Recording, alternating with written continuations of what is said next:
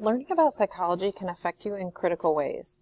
For example, psychology can help you understand why you should not talk on your cell phone while driving. It can also help you understand other people. Why are some people fascinated by celebrities in their lives, like Beyonce and Jay-Z, whereas many others try to ignore media coverage of celebrities? Or think about the last time a friend or family member did something that really surprised you. You may have wanted to understand that person's motives, thoughts, desires, intentions, moods, actions, and so on. All of us want to know whether other people are friends or enemies, leaders or followers, likely to reject us or fall in love with us. We also want to understand ourselves, why we love the people we do, why we get so angry when someone laughs at us, or why we made that stupid mistake. Psychology can help us understand ourselves and other people. In turn, this understanding can help us have more success in our studies, be better parents, improve our friendships, work more effectively in groups, and succeed at our jobs. In short, psychology can help us improve our lives. Psychology is the scientific study of the mind and behavior, both of which depend on processing in the brain. The mind is made up of all the mental activity that lets you experience the world. That is, you use your senses, sight, smell, taste, hearing, and touch, to take in information from outside yourself. Through mental activity, you interpret that information. These processes of receiving and interpreting information are responsible for all your memories, thoughts, and feelings. By contrast, the term behavior refers to all the actions that result from sensing and interpreting information. It is important to remember that both mental activity and behavior are produced by the brain. In recent years, technology such as brain imaging has provided great insight into how the brain processes information to let you think about and respond to information in the world around you. So psychology focuses on the scientific study of mental activity, behavior, and the brain processes that underline them. The areas of investigation range from the simple to the complex. This semester, we'll be studying psychological research, altered states of consciousness, memory, and psychological disorders, which is also known as abnormal psychology. You will get the impression that every aspect of what you think and do relates to psychology. You might be surprised to know that as you sit listening to this screencast, that you're experiencing psychology. Your eyes move across the screen and notes so you can see the words and understand their meanings. But maybe you're also feeling hungry, so you're distracted by thoughts of food. Perhaps you're thinking about someone you just met who you want to get to know better. Or maybe you're thinking about how in the future you can get a job that relates more closely to your interests. All these mental activities and actions relate to psychology, so psychology is a part of every moment of your life. Do you believe in astrology? Astrology is the idea that the positions of stars and of planets affect our lives. Many people know their star sign and even read their horoscopes to discover what life may have in store for them. In fact, about 25% of Americans believe in astrology. However, there's no compelling scientific support for astrology or for the accuracy of horoscopes. In fact, psychological research demonstrates that numerous factors other than a person's star sign better predict the individual's behavior and traits. Before taking a psychology course, most students believe things about the brain, mental activity, and behavior without stopping to think about why they believe what they do. But the main goal of this unit is to teach you to stop and investigate before you believe. In other words, in this unit and course, you'll learn to think critically and to evaluate psychological information in the real world. In critical thinking, we systematically evaluate information to reach conclusions based on the evidence that's presented. 3 steps are involved in the thinking critically about information in psychology, or really any other topic. The first step in critical thinking is to ask, what's the claim that I'm being asked to accept? In other words, you have to identify the statement that you will then evaluate. Once you identify this claim, then you have to approach it with a friendly skepticism. That is, keep an open mind about the new claim, but don't accept it at face value. This combination of openness and caution is important because it lets you receive new information, but not absorb everything that comes your way. Ideally, you do not simply accept information because it fits with what you already believe. The second step in critical thinking is to ask, what evidence, if any, is provided to support the claim? Evidence is the available information that is relative to the claim. People sometimes use the everyday word fact to describe evidence. Scientists avoid the word fact because nothing is ever really 100% certain, and new evidence changes how we interpret any claim. Psychologists look for strong objective evidence to support a claim. Objective evidence means information that is not influenced by feelings or opinions. However, some claims are not based on solid evidence. Therefore, a key part of this step in critical thinking is recognizing when evidence is lacking to support a claim. Some claims reflect a person's intuition, which is an instinctive gut feeling about something, not reflecting much thought.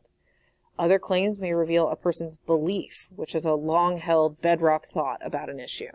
And yet other claims may reveal an opinion, which is a judgment about a topic, including a judgment about evidence. Intuitions, beliefs, and opinions are not credible evidence. In addition, some claims are associated with facts that look but are not true. Such false pieces of evidence are pseudofacts, and sometimes pseudofacts are called alternative facts. Whatever they're called, these fake pieces of information are not meaningful evidence of any kind because they're false. You may have also heard the term fake news. Well, fake news is not news because it's based on shaky evidence. And there are deliberately misleading stories with either no supporting evidence or false facts. And these stories are made up for personal reasons, advertising, or political purposes. However, it's one thing to know that some facts are fake. It's another thing to actually separate good evidence from pseudofacts. To do so, you have to determine the source of the claim. Did you hear the claim on TV or on the radio? Did you read about it in a newspaper? Did you see it on the internet? Did you overhear somebody say it on the bus? Knowing the source of the claim helps you evaluate the support given for the claim. Was any support given? Was the support biased? A claim is based on biased information when the person making the claim twists the information to fit a personal or political agenda. For example, statistics can be presented in misleading ways, or all the information given may support the claim with no mention of support for the competing claims. You might be wondering, if a person is making an argument, why would that person present evidence that supports a competing claim? Well, an argument actually becomes stronger and more persuasive when it acknowledges different perspectives and then shows the weaknesses in those perspectives.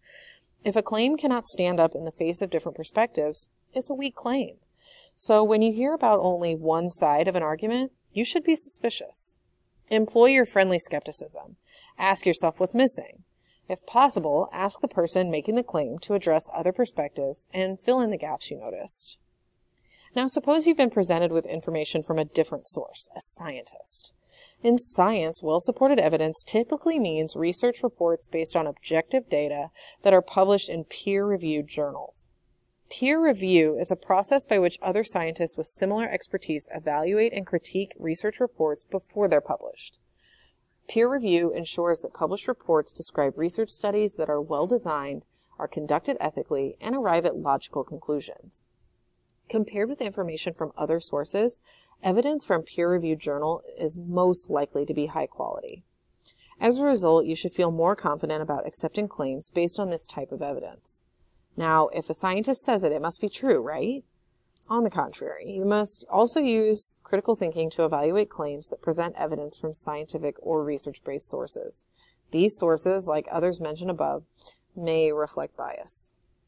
The third and last step of critical thinking is to ask, given the evidence, what are the most reasonable conclusions about the claim? Should it be accepted or rejected? Suppose you have determined that no evidence has been presented to support the claim. Or suppose that the claim is associated with pseudofacts. In these cases, you should reject the claim or at least be highly skeptical until you find better evidence. By contrast, if you decide that the evidence used to support the claim is based on scientific evidence and research, then you should be more likely to accept the claim. Yet, even in this case, you must use logic and reasoning to determine whether there are holes in the evidence. Unfortunately, some peer-reviewed studies are published but still reflect flawed methods or analyses. After you've finished this unit, you'll have a strong understanding of how scientific research is conducted and how claims can be safely made based on research findings. With that knowledge, you'll be able to look at some specific evidence and consider whether you need additional information to evaluate the claim being made. At the same time, you can think about whether there might be alternative explanations for the claim. You can then decide whether the evidence tends to support the claim. Throughout this course, you're actually going to practice using these 3 steps to evaluate real-world claims about psychology. Some of these claims may come from mainstream news. Others may come from social media. Everyone loves a good story, and people often jump on findings from psychological research. Unfortunately, as you'll see, media reports can be distorted or even totally wrong. Because of this possibility, you should practice good critical thinking skills by being on the lookout for unreasonable claims. One example of a psychological research that was turned into an overblown news report concerns the so-called Mozart effect. According to the original research, adult research participants showed significant but temporary gains in performing one type of task after listening to a Mozart sonata for 10 minutes, compared with listening to relaxation instructions or silence. News outlets quickly reported these results. However, the writers and editors either misunderstood the findings or misrepresented them with headlines that suggested that listening to Mozart was a way to increase intelligence. Even people surrounded by professional advisors can fall prey to such media reports. In this case, the governor of Georgia, Zell Miller, set aside $105,000 of the state budget to provide classical music to each of the approximately 100,000 children born in the state each year. Though the babies and their parents may have enjoyed the music, there's no evidence that listening improved the infant's intelligence. Thinking critically about claims in psychology will help you in your daily life. And this ability will also help you study successfully in this and other classes. And one study actually found that students who use critical thinking skills complete an introductory psychology course with a more accurate understanding of the subject than do students who complete the same course without using critical thinking skills. Apart from a good grade, what do you want to get out of this class? Of course, you'll learn many important psychological concepts and theories that guide psychological research. And this information will be valuable, especially if you become a psychology major or you eventually choose a career in psychology. However, even if this ends up being the only psychology course you ever take, studying psychology can pave the way for success in your schoolwork, personal life, and profession. What's the best way to read a textbook in order to really learn the material? If you're like most students, you might say that highlighting or rereading the text leads to the best learning. But psychological research reveals that this is not true. These are passive processes that do not require much thought. The more effort you put into studying actively over many days, the more you'll learn. Every time you learn something, you create memory traces in your brain. And by working with the information, you strengthen the memory traces, so you'll be more likely to recall the information in the future. As a result, merely highlighting or rereading textbook material is not as effective as active mental processes to work with the information. Other units in this course also explain how psychology can help you succeed in your classes. For example, you'll read about how sleep affects you and how to change your sleep patterns to improve learning. You'll also learn about your memory processes, which will help you focus and remember material. Psychology can also enhance your personal life. For example, suppose you have a child and their room is always a mess, or a friend of yours sometimes acts unsupportively towards you. Several units actually explain how people learn to change their behavior. You may be able to use the concepts to help your child learn to clean up or help your friend learn to be more supportive. Throughout this course, you'll also discover information about yourself. Learning about your brain and how it processes information can help you understand yourself in ways you never imagined. Knowledge about human interaction will help you develop and strengthen relationships.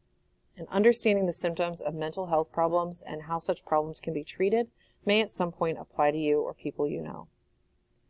Psychology will also prepare you for success in your professional life. In terms of what you study and what career you pursue, psychological concepts can help you consider your options and make good decisions. Motivation in achieving short-term and long-term goals is also an important area in the study of psychology. To help inform and inspire your career choice, in each unit you'll be provided an article about applying the knowledge and skills of this field to various types of work. For example, teachers and education professionals need to understand how people's thinking, social abilities, and behaviors change over time. People employed in the food industry, including restaurants, need to know how human sensory systems process information from environments. People in business, marketing, advertising, and sales need to know how attitudes are formed or change and how well people's attitudes predict their behavior.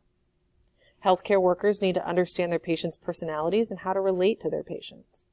In fact, in most fields, it's vital to grasp the interconnections between the brain, mental activity, and behavior.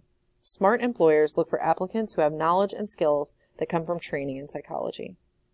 Some students become so fascinated by psychology that they decide to study the subject in college and even pursue a degree in it.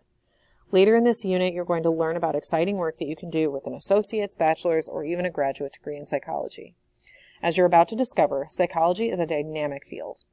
Researchers around the globe are reporting new insights into issues that great scholars of the past tried to understand, and these insights are helping to explain the very nature of what it means to be human.